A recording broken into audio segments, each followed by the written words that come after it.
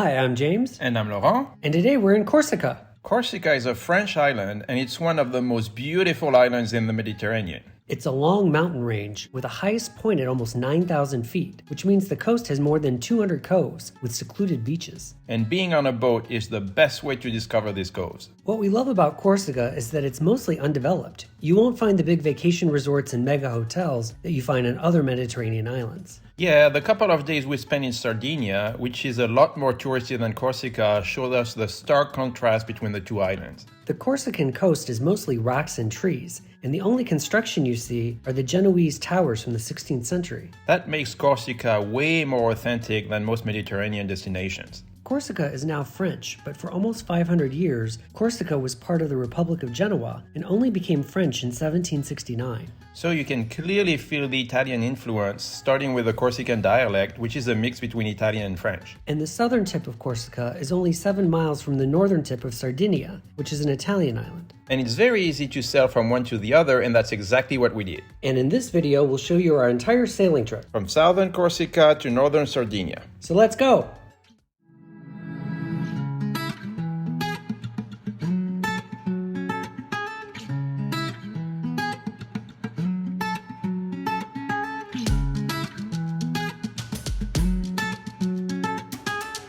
Corsica is the fourth largest island in the Mediterranean. It's roughly 110 miles from north to south and 50 miles from east to west. And it's more than 600 miles around. So you can't really sail around Corsica in 1 week. It really takes 2 weeks to do it at a normal pace. So we only sailed the southern part of the island. The southern coast is the best part of Corsica to sail anyway. Yeah, the east coast of Corsica is mostly flat and is the least interesting part to see. And the northwest coast is also beautiful, but the waters can be really rough when the mistral wind is blowing. So staying on the southern coast is the most comfortable way to sail.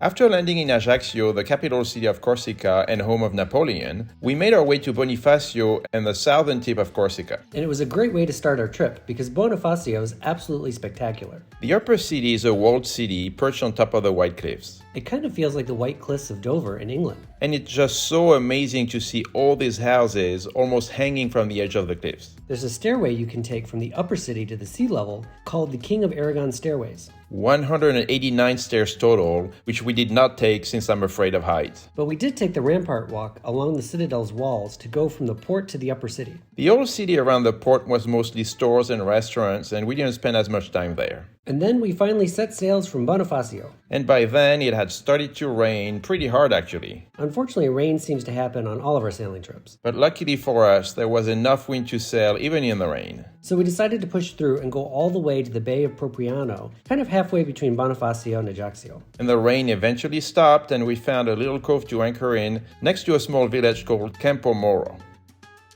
And the next day, the sun was back. And one of our favorite activities in the morning, or at least my favorite activity, is to feed the leftovers to the fish. Every cove we anchored at was full of species of fish called saddled sea bream. Or oblade in French. And they eat everything: bread, fish, rice, cheese crust, and even some veggies. Instead of throwing leftovers to the trash, we just threw them to the fish. And they loved it. And we loved it too. So after our breakfast and the fish's breakfast, we set sails and headed south. Campomoro is as far north as we got on our trip, and we slowly made our way back to Bonifacio the following 3 days. And we found a great little cove where to have lunch, in a place called Agulia. And Agulia was also a great place to swim. And show our complete incompetence with the paddleboard. And then we made our way to another cove called Stagnolu for an afternoon swim. And Stagnolu had amazing rock formations. But the cove wasn't protected enough to spend the night, and it would have been very uncomfortable to spend the night there. So we sailed a little bit further to another cove called Conca. And in Conca, we did a little hike along the coastal walk. Full disclosure, there was no cell phone signal in Conca proper, and the main purpose of our walk was to go around the mountain. And it was a full success since we were able to get 2 bars of 3G. Woo! Day 3 was a little bit more of the same. Breakfast, sailing, lunch, swimming, and more sailing, more swimming, and then dinner. And we anchored for the night in another cove called Abritru. The water there was an incredible emerald green. And since it was so shallow, you could easily see all the way to the bottom. And then we prepared dinner. Cooking and eating is always a big part of our sailing trips. Especially in the Mediterranean, where we can eat all this healthy food, tomatoes, zucchinis, And French bread and wine. and all the Corsican specialties like charcuterie and sheep cheese. And day 4 was the most exciting day of our trip. We sailed from Abritru past Bonifacio and all the way to the Lavezzi Islands. The Lavezzi Islands are a small set of islands just 2 miles off the coast of Corsica, on the way to Sardinia. And it's a nature preserve home to thousands of birds and fish and more interesting rock formations. During the day, lots of day trippers sail from Bonifacio to the Lavezzis, and the coves can get somewhat crowded and a bit rowdy. But once they left before dinner, we shared the cove with just a couple of other sailing boats that were staying overnight. The seagulls and other birds were the only ones making noise. Although it wasn't the Great Barrier Reef by any stretch of the imagination, the Lavezzis were still a great place to snorkel. And we also rode to shore and did a nice evening hike in the nature preserve. One of the landmarks on the island is a memorial to all the victims of the Sémillante. It's a boat that crashed on the rocks during a storm in 1855, killing all 700 passengers on the island.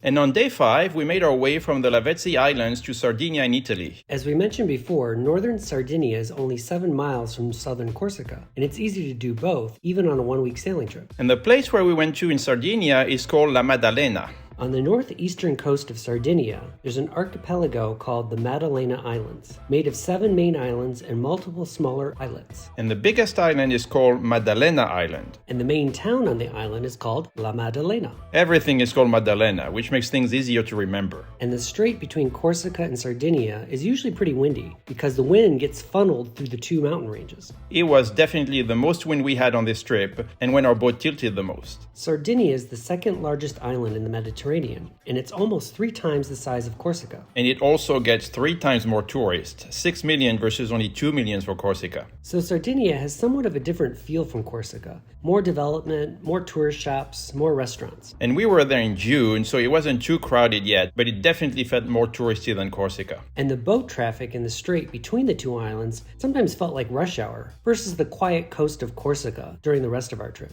But even though Sardinia was more developed, we were still able to find little coves where to anchor and have lunch. And then we went to town for the evening, where we had dinner at a restaurant instead of on the boat. That was the only dinner we didn't have on the boat on this trip. And we had an excellent pizza. Pizza in Italy, how cliché. And on the last day, we quietly made our way back to Bonifacio and enjoyed our last sail of the week.